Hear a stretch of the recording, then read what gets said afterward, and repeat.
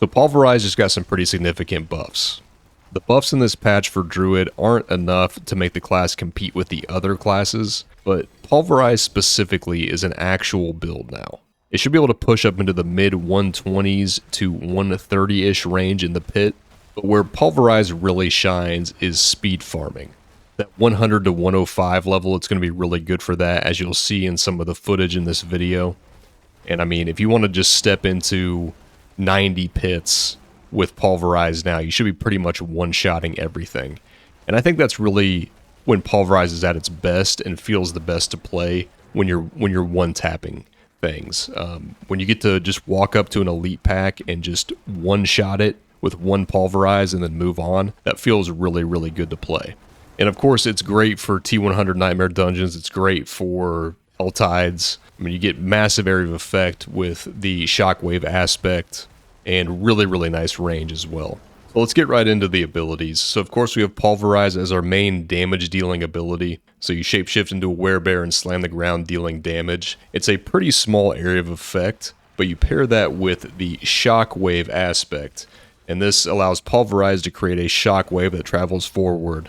You put this on your two-handed weapon so it deals 200% of its damage to targets in the path. So this is actually a separate hit from the initial Pulverize hit, so you're actually able to hit with Pulverize and the Shockwave, effectively hitting enemies twice. We'll also be running the aspect that turns Pulverize into an Earth skill. You also cast Tectonic Spikes when you Pulverize that stay on the ground and deal damage. That's not really considerable damage. You're mainly running this to turn it into an Earth skill for various synergies that we'll talk about later. So for modifiers on Pulverize, the first one, your next Pulverize will overpower every 12 seconds while you remain healthy. So this is our first source of overpower. Overpower is going to be really considerable damage for this build, and this is going to scale off of stacking life. So we're going to have somewhere between 150 to 160k life fully buffed up with flasks and all that good stuff. Then the second modifier we're going to grab is Pulverize deals 30% increased overpower damage, and then enemies overpowered by Pulverize are stunned for 3 seconds. Next up, for our basic skill, we're running Claw. With just the one modifier for Claw's attack speed, it's increased by 20%. This is going to help us with some various shape-shifting modifiers on the skill tree and also on the Paragon board and things like that.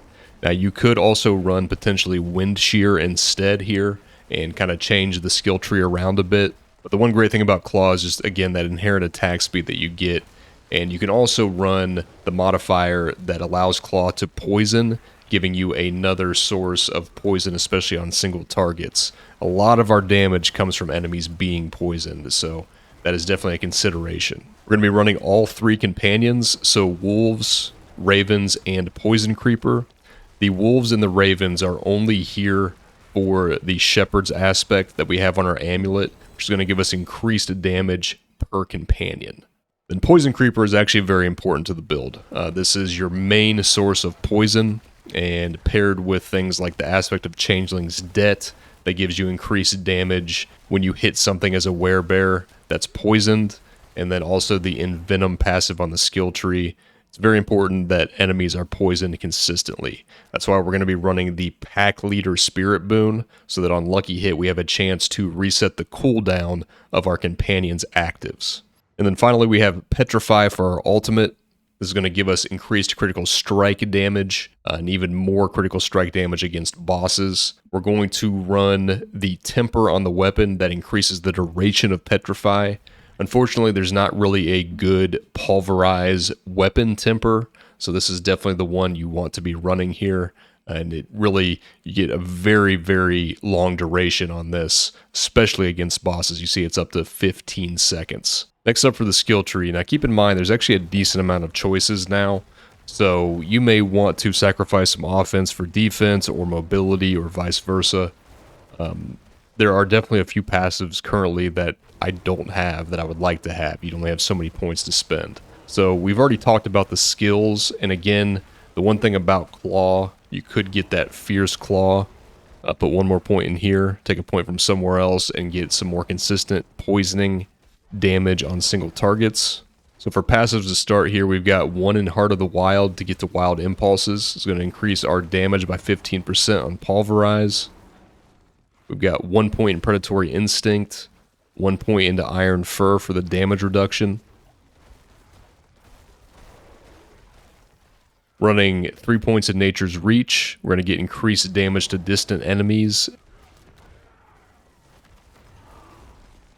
We've got 1 point into Crushing Earth, 1 point into Safeguard. This is going to be our main source of Fortify here. Again, if you feel like you're not getting enough Fortify or not staying fortified enough, you could add more points in here. We're also getting Stone Guard for more damage if we're over 50% of our life in Fortify. We've got 1 point in Neurotoxin to get down to Envenom. It's going to give us more critical strike damage against poisoned enemies. Running 3 points in Mending. This is one of the changes in this patch. This actually gives you life now, so we're getting 12% increased maximum life. And then also Provocation. We've got 3 points in Defiance, more damage against elites. Circle of Life, which is going to heal us every time we consume Spirit with a skill. Currently got 1 point into Natural Disaster. This could probably go somewhere else. We've got 3 points into Quick Shift. We're going to get up to 24% damage. And then we're also running Heightened Senses, which gives you damage reduction from Werebear and movement speed from Werewolf. And then while both bonuses are active, this is doubled. So for the key passive we're running, you have a couple options here. You can run this, or you can run Bestial Rampage. So I would definitely recommend running this for pushing. You can run it for any content, speed farming, whatever you want. Gives you life, gives you increased damage while healthy, and overpower damage. So really, really big key passive for us. I like running this in pretty much all content except for lower level stuff. Once I'm doing like Pit 100 or lower, T100 Nightmare Dungeons, Helltides, I like switching to Bestial Rampage. The 30% attack speed from this feels really nice in that lower level stuff. For Spirit Boons, you're typically going to be running Wariness for 15% reduced damage from elites. You do also have the option, though, if you're speed farming, you don't need the defense, to run Advantageous Beast. This has been changed to give you impairment reduction and 15% movement speed. We're going to double up Eagle to get 20% maximum life. This has been increased to 20 from 14% in this patch. And then also the crit damage from Avian Wrath. We're running Pack Leader like we talked about earlier. This is mainly to reset the cooldown of our Poison Creeper. And then we're running Obsidian Slam. So this has been changed, actually reverted back to what it was when the game first released. This was 20 kills. It is now every 10th kill will cause your next Earth skill to overpower. This gives you insane clear speed and a very reliable way to overpower while you're clearing to a boss. So next up for the gear. So for the weapon, we're running a two-handed staff. This is going to have higher attacks per second than running a mace or an axe. It also has the implicit of damage to crowd-controlled enemies, which is going to help us max out the Earthen Devastation legendary node on the Paragon tree. We're running Willpower, Maximum Life. Then I currently have Critical Strike damage, but this can absolutely be resource cost reduction if you feel like you need it. We're running Earth Critical Strike chance as a temper, and then also Petrified Duration. Like we said before, there's not really a good Pulverize temper to run. And then again, that Shockwave aspect on the weapon. I'm currently running Overpowered Damage Gems. You could also run Crit Damage Gems. For the boots, we've got Attacks Reduce Evades Cooldown as the implicit. We're running Willpower, Max Life, Movement Speed. I do think that potentially the Willpower maximum life here could be Spirit per second. We do have Spirit per second on the chest, but I think 2 rolls would feel pretty nice. We're also running Lucky Hit chance to stun as a temper, and then also +8 to the Werewolf movement skill. You can also just run straight up movement speed as a temper as well if you want to. And then we're running Metamorphosis to get us a unstoppable source. This is currently the only unstoppable that we have in the build, but it's pretty consistent and pretty reliable. You could potentially run Wildheart Hunger Boots for another damage multiplier, but I don't think it's worth losing the unstoppable to do that. For the pants, we're running Willpower, Max Life, All Res, and then max life and chance to slow, which this would be better as like chance to freeze or stun as tempers. And keep in mind, my gear isn't exactly what I would like it to be, so obviously refer to the max roll planner that I'll have linked in the info section of this video for exact stats that I would prefer to have on each piece. Imprint here is going to be ballistic. We're getting +2 ranks to earth skills while we have fortify, and we always have fortify. We're going to be running maximum life gems in the armor. For the gloves, we've got max life, attack speed, pulverize ranks. The max life here could also be crit chance, and then we've got earth critical strike chance, and then chance to stun tempered.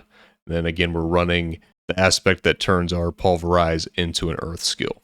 For the chest piece, we're running max life, spirit per second, armor, and then percentage total armor as a temper, along with an immobilized chance as a temper there. Now you could get a greater affix armor roll here, and then if you hit the 25% on masterworking one time on it, you wouldn't need the percentage armor, and you could change that to more life. And then we're running basic skills, we're at 20% damage reduction for 7 seconds here. You could also run concussive strikes for 20% more damage to dazed enemies and a chance to daze enemies on lucky hit if you feel like you don't need this damage reduction. Currently running the Harlequin Crest, pretty tough to beat, all stats, max life, resource generation, cooldown reduction, and then damage reduction +4 ranks to all skills. Pretty self-explanatory how powerful this is. If you don't have this, you could run the Godslayer Crown, which is going to give you a chance to pull enemies together, and it also has pretty good stats, max life, cooldown reduction. And then also for the chest, forgot to mention, you could run Insatiable Fury as well. Very good option here. It's defensive and offensive. You get potentially a ton of damage reduction while fortified.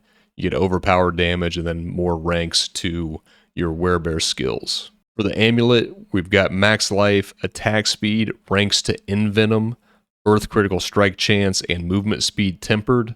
You could also temper resource cost reduction instead of movement speed here if you wanted to. And then again, we have Shepherd's Aspect here for the damage increase per companion.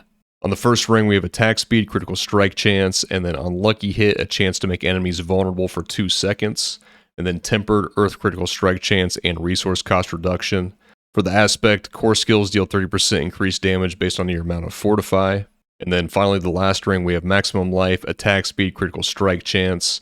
Then we have damage to crowd-controlled enemies, tempered. Again, this is for Earth and Devastation. The 25% masterworking hit at level 12 on this for me, which is not ideal. It's pretty unnecessary. I would love for it to hit something else, but maybe it's something that I'll redo later on. And then we also have lucky hit, chance to restore 20% primary resource. So this isn't great against bosses, but you'll notice, especially in higher level pits where enemies aren't dying as quickly, this will restore resource like crazy when you're hitting 20 or 30 enemies at once.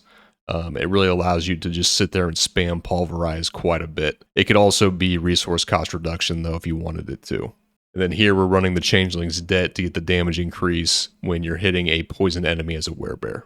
In the jewelry, we're running all resist gems to make sure that we're getting capped out on our resistances. Next up for Paragon, so on the first board we're grabbing Spirit for critical strike damage.